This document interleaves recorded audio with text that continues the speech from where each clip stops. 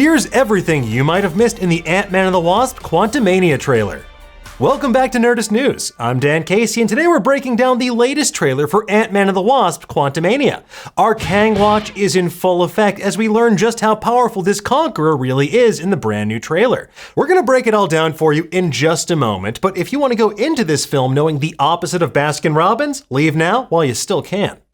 Baskin-Robbins always finds out. Okay, let's get into it, shall we? The latest Quantumania trailer seemingly gives away a lot about what's going to happen in this film. Not only does it appear to be one of the darkest Marvel movies yet, it could leave one or more of our heroes lying dead by the wayside. Well, until like Secret Wars, probably. The trailer opens with more shots of San Francisco, transitioning to shots of Scott Lang being recognized in public and treated like the celebrity that he is. As we know, Scott has gone public about his life as Ant-Man. On Ms. Marvel, he did a tell-all podcast for This Powered Life called Big Me, Little Me, and in Black Panther Wakanda Forever, a news chyron mentioned his autobiography, Scott Lang, Look Out for the Little Guy. So finally, Scott will get the same level of recognition that Hulk did back in Avengers Endgame. You want to grab one with me? I'm Ant-Man. Things take a turn for the sinister almost immediately as Kang lays out Ant-Man's central conflict in this story. Kang notes that Scott has lost a lot of time, referencing both the periods he spent in prison and trapped in the quantum realm. Scott has basically been absent for much of his daughter Cassie's life, and Kang's offer of a second chance is going to tempt Scott to make some ill-advised decisions. We know from the first trailer that Kang needs Scott's help, and we have a whole video about what exactly Kang would need from Scott and why he'd need someone with Scott's unique set of skills, including but not limited to shrinking real small, growing real big, breaking and entering, and close-up magic. Close-up magic. I learned that. What Kang offers Scott in exchange for his help, though, is something that's truly irreplaceable. Time. Specifically, more time with his daughter Cassie, more time to make those memories with her, and make up for all the time that he's lost. And it seems like the quantum realm could be the key to unlocking that time and those memories. According to Screen Rant, in the Art of Ant-Man and the Wasp book, concept artist Jackson Z revealed that an early version of the quantum realm functioned as a quantum memory palace. It let people use their own memories as a means to travel through time and change history. Later, Scott looks through a mysterious portal into the past at a memory of Cassie as a child. Clearly, Scott is all screwed up about this. We even see young Cassie's photo is still his phone background. Meanwhile, current-day Cassie, she's taken after her dad in the worst way possible by getting arrested. Oh no, the fuzz! Later on, we see Cassie in her purple Stinger armor, inspired by her appearance in Astonishing Ant-Man number 6. She's also peering into what appears to be a giant portal of blue and golden light. Maybe this is a window into her own past? Only time will tell. As Kang makes Scott an offer he can't refuse, we see shots from the first trailer of Cassie's two-way quantum radio. This is the literal plot device that sucks everyone back into the quantum realm. Now, based on Cassie's regretful tone later in the trailer, she clearly blames herself for everything bad that's happening to the family over the course of this movie. We also get our best look yet at Kang's Conqueror regalia. The blue tinge to his skin is an energy field that deploys to protect him in battle. It also leaves a residue of presumably chronal energy around his eyes. They initially continue to glow blue. Kang also has two large prominent scars on his face, which, if you remember, He Who Remains did not have in Loki. That's going to be helpful to differentiate among the inevitable Kang-Vulcata variants we'll meet over the course of Phase 5 and 6. In the overhead shots of Chronopolis, we can see it looks like the gears of a giant clock, and this helps hammer home Kang's claims to be able to control or give more time.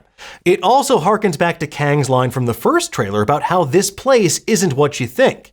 In the comics, Chronopolis is powered by a device known as the Heart of Forever. It's a transchronal engine that anchors Chronopolis across different timelines. It lets Kang alter these timelines without creating new branch timelines because Chronopolis is basically a constant across all of them.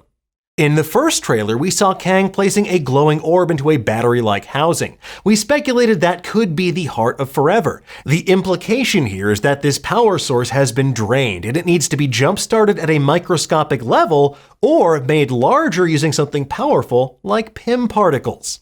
Now, clearly something is very wrong with Kang's version of Chronopolis, and this could be connected to those damaged portions of the quantum realm we see later in the trailer. We see this mysterious orangey-red area that appears to be the edge of the quantum realm as we know it. The platform that Scott and company are standing on appears to be damaged, and maybe this was once a gateway to another part of the multiverse and they need help to repair it.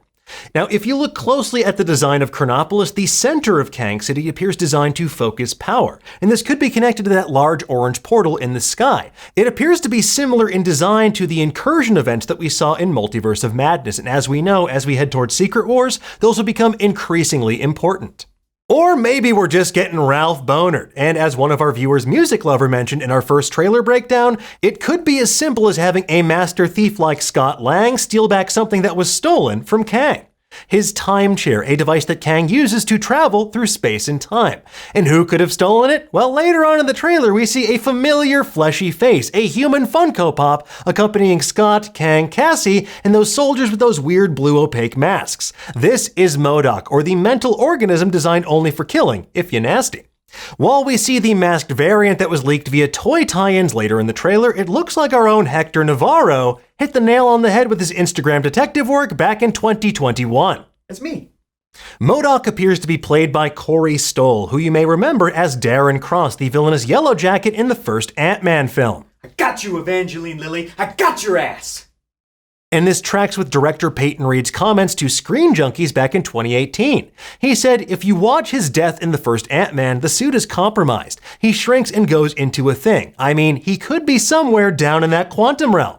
And what's the last part of Darren Cross to get sucked into the quantum realm? His head. That could explain how his body was irrevocably altered in the process.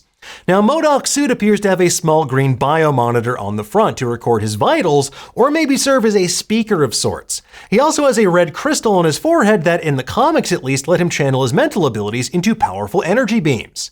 And while it appears like M.O.D.O.K could be one of Kang's lieutenants here, given the axe he has to grind with Scott Lang and Hank Pym, he could wind up trying to betray basically everyone involved to seize power or a chair for himself.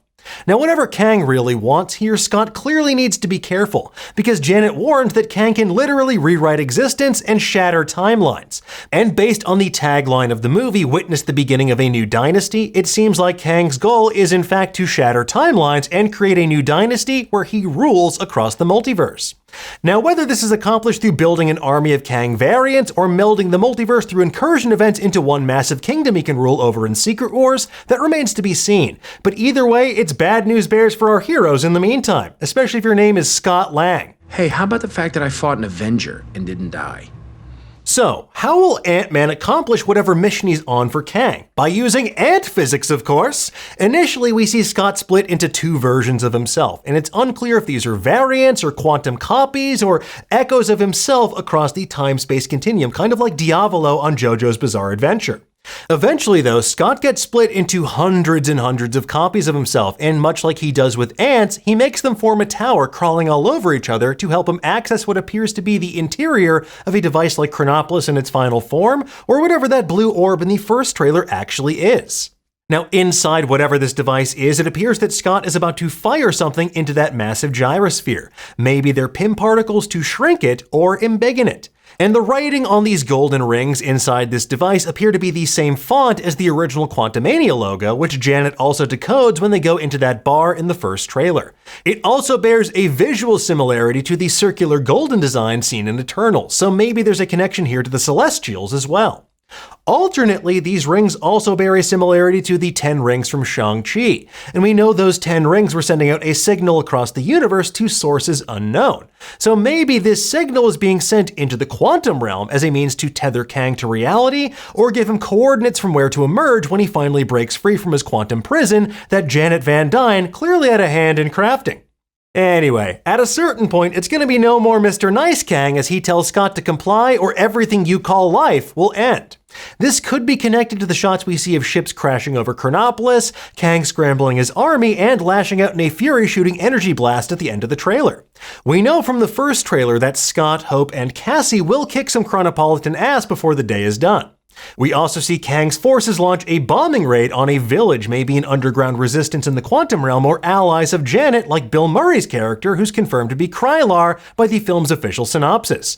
You know, Krylar, the green dude in the microverse who appeared in a single issue of the Hulk? Yeah, Krylar! He's back. In one shot, we see what appears to be a wounded Janet holding on to Hank, and later we see what looks like Kang beating Ant-Man to death inside the command deck of a ship or the central observatory in Chronopolis. Now, presumably one or more of our heroes are going to die in this movie, but as for who? Well, guess what? We've got a video just for you. It's in the comments below. Now for Scott, it's all part of the plan. Well, maybe not dying or the part where Kang reneges on their deal and takes Cassie hostage to use as leverage, rather to seemingly destroy the device that Kang needs to escape the quantum realm and ensure there are no winners in this conflict, only losers.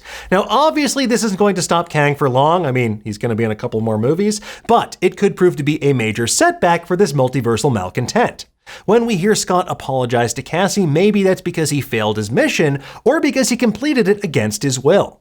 Either way, it seems like this film is setting up Scott to sacrifice himself, leaving others to warn the outside world of the coming threat clawing its way out of the quantum realm. Also worth noting is the bandolier of vials of blue liquid or energy on Kang's belt. Could these be Pym particles designed to make people larger that he takes from Scott and company? That would certainly be one way out of the quantum realm. Just get like so big you break through or climb through one of those wormholes in the sky. Of course, I'm sure the real answer is much more complicated than that, but they're worth keeping an eye on nonetheless. Anyway, folks, there you have it. That's everything we spotted in the latest Ant-Man and the Wasp Quantumania trailer. We'll have even more theories and deep dives for you in the days ahead, but for now, tell us, what did you think of this trailer? Did you spot anything that we missed? Baskin-Robbins always finds out. Let us know in the comments below, and for the latest and greatest in the world of pop culture, make sure you stay tuned to Nerdist.com.